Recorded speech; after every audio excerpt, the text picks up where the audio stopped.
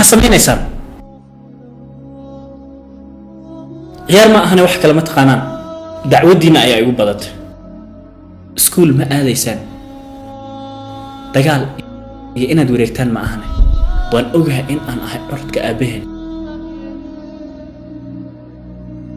waxa kaloon ogahay in aysan hal hooyana wada dhalin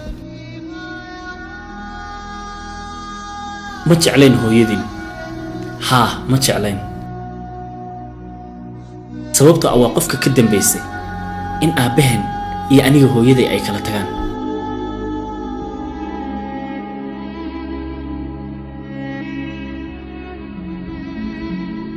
waxaan ka dib wareegay 5 sano ee u dambeysay sidii aan idin korin lahaa laakiin waxaan xaqiiqsaday in wax walba ay iga dhumeen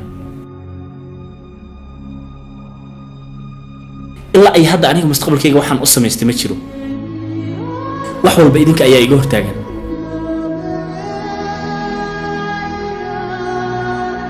maanta waxaan go'aan ku soo gaaray in aan dadyow kale idinku wareejiyo iyaga ayaa idin korsanaya wax walba u baahdaan oo samaynaysaa aniga noloshayda iyo riyooyinkayga ayaan guul ka gaadhaya waana go'aankayga u dambeeyay